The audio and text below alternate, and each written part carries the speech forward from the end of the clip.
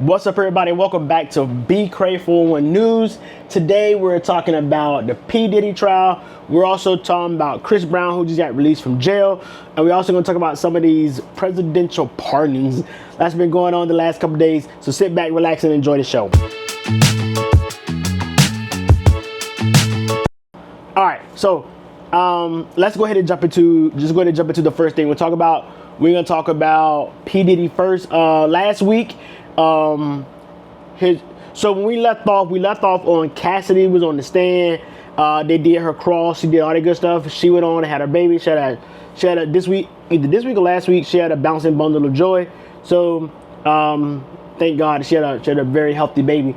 But this week, last week, Kid Cudi took the stand, and Kid Cudi, they wanted to tie all the information that Cassidy said into the case by putting him on the stand, because if you remember, I had stated last week that Cassidy had stated that her and Kid Cudi was going together during or about the same time that her and Puff Daddy was going together. So Kid Cudi got himself together and he walked himself up in the court last week, and he took that seat in the witness box and he began to give his testimony. So they asked him about the relationship between him and Cassidy. He had stated that him and Cassidy was going together around the same time that she was messing around with Puff Daddy. She also had a burner phone so that he could talk to her on it. So that's how that relationship went together. I believe that Puff Daddy had then found out that she was messing around with Kid Cudi. So Puff Daddy and crew got in his truck, supposedly, drove down to Kid Cudi house, and then he had his assistant, who was part of the crew, call Kid Cudi and tell Kid Cudi that we in your house, bro. We broke in your house and we in your house. Kid Cudi then returned home to find that his dog was in a closet, and that his dog was in the bathroom, and that his gifts under the tree was opened up. I think a couple days went past, and then if I'm getting the story correct, if I'm wrong, please correct me down there. If I'll put it in the comments if I'm wrong, that Kid Cudi's Porsche did get set on fire. The fire chief stated that it was a Molotov cocktail that initiated the fire, which is just a bottle with a flammable liquid in it, a rag put inside and then unite the rag. The rag will pull up all the liquid, and the car will whatever it is will go up in flames. That is what a Molotov cocktail is. I'll put a picture so you can see what a Molotov cocktail is, so you can see it.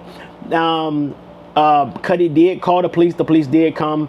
They did remove fingerprints that was taken down to the police station as well. Later on, Kid Cudi did get a call from Sean Puff Daddy, and they decided to just squash everything, and that's kind of how that ended. So during the cross examination, what the defense attorney was trying to do is make Cassidy out to be a liar by saying that, you know, she was lying because she had a burner phone during their whole relationship, and that she was being a two-timing woman, more or less, or a cheater, because she was cheating on Puff Daddy. That's what they're trying to put inside of the jury's head. So after his testimony, after he testified, they moved him off the stand, and then they brought in the fire chief that investigated the fire to Kid Cudi's car. What they found there, like I said, he did say it was a Molotov cocktail. He blessed off on that one. He also said that there was fingerprints collected as well, but by the time he went to go retrieve those fingerprints from the police department, they was gone.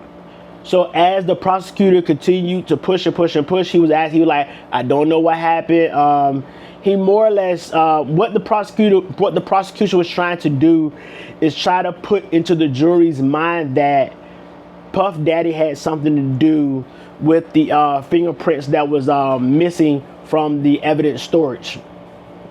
So the defense attorney stood up and he asked for this happened this week. I'm trying to bring y'all into this week, so sorry, So, well, the police chief started this week. I'm sorry, the fire chief started this week, and then one more witness after that. The defense attorney tried to ask for a mistrial, and he was given it. His reason for the mistrial is that when the prosecutor tried to push and said that Puff Daddy had something to do with the fingerprints being stolen, that kind of makes Puff Daddy looks even worse in the eyes of the jury and not giving him a fair trial. The judge did deny the motion for a mistrial, and the case continued. So I think it was Wednesday or Tuesday. Cassidy and Puff Daddy's stylist took the stand. And this is where stuff turned really, really dark for Puff Daddy. It turned dark just listening to some of the things that this stylist had to say. The stylist said that he had seen on plenty of times that Cassidy had bruises on her face. He said he heard plenty of times that Puff Daddy tell Cassidy that if she don't want to do something, he will release these pictures to her mom and dad. He released the videos of her and these freak offs to her mom and dad, and that he would get them fired from their job. He stated that Puff Daddy did grab him once as well, and that was at one of the award shows where he wanted Cassidy hair up, but it was down. And then when Puff Daddy saw it, he grabbed him and said, "I told you I wanted her hair down and not up." And then they ran to the bathroom, they put her hair down, then it looks better when it was up, whatever. So yeah, so it was kind of collaborating the stories that Cassidy was in a abusive relationship with Sean P. Diddy Combs. That's how that was wrapped into the story, and he kind of put a bow on that one. He also said that there was one time he saw them go into a room. She came out with a black eye. They called the police. No, I think they called one of the doctors. They called a doctor, and the doctor said she needed to go to the hospital, but she ended up not going. She also stated to the stylist that she doesn't like the freak offs at all, but she do it because Sean P. Diddy Combs was going to release her pictures and videos to her family, and then he wasn't going to put her music out if she didn't involve herself in it. So that's kind of the way right now the case is being built, and it seems like it is a lot, and it is a lot. Once again, Sean P. Diddy Combs is being charged with racketeering, sex trafficking, and they have to prove it. And right now, I think as the witnesses continue, the prosecution right now is starting to, the picture of him, of the racketeering, is starting to just take shape, right?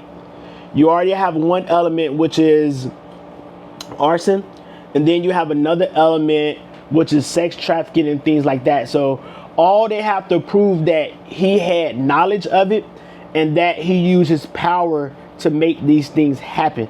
That's all they really have to do. They don't have to prove that he did it.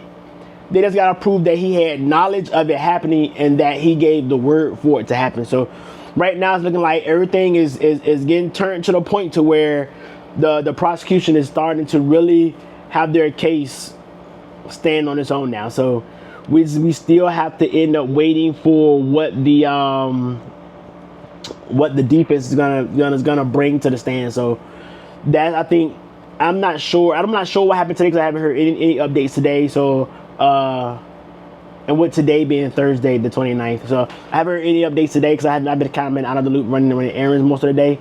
So that's kind of how that's going on right now. So let me know how you feel about that down in the comments. Second thing I want to talk about is Chris Brown. So as I told you last week in the last week's video, Chris Brown was in jail for beating a man with a bottle, more or less. So they finally let Chris Brown out last week. They let him out on a $3.4 million bond. That's a lot of money, bro. That's a lot of money he got out of jail. But with that being said, he is able to start his tour and go on his tour and do big things. So if you're going to see Chris Brown, let me know down in the comments. I want to go see Chris Brown, but I'm trying to determine, is it in the cards for me or not. I have a lot of stuff to take care of before I go see Chris Brown. So I keep you posted. But I think I want to go. But like I said, we'll see. Last thing I want to talk about is this man named the president, Donald Trump. People, it is so evident and it is so blunt that money runs this cabinet. Money runs this president. So let's go ahead and talk about all these pardons, right? So the first pardon he gave was to this TV celebrity husband and wife.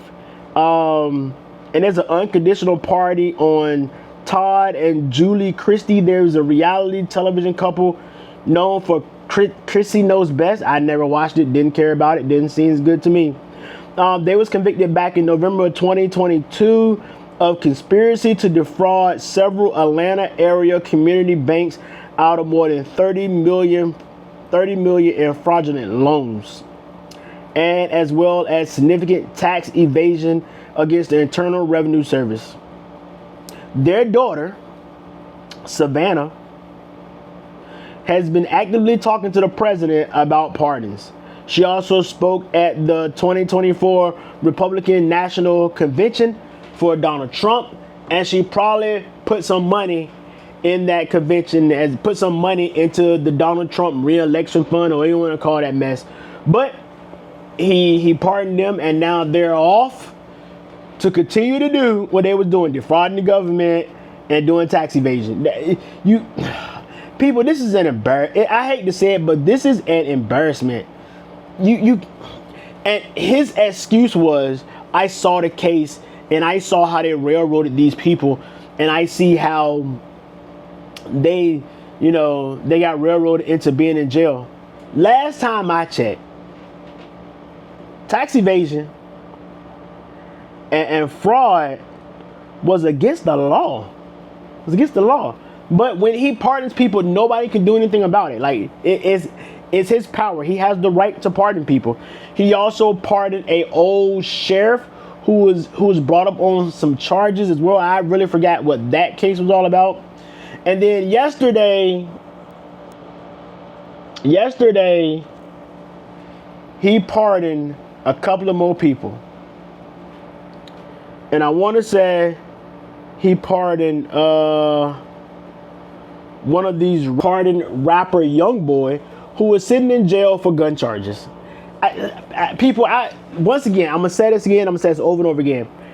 This man is using the office for his benefit, and no one is doing anything about it. This man is making mad money being the president of the United States, and no one's doing anything about it. If you have the money, Trump is gonna take care of you. If you don't have the money, Trump don't care about you at all, and that's just how it is. People, I told you I won't keep you long, but that's all I got for today's news. Please like, comment, share, subscribe, click the bell so you know when I post a new video. People, keep praying for me like I pray for you.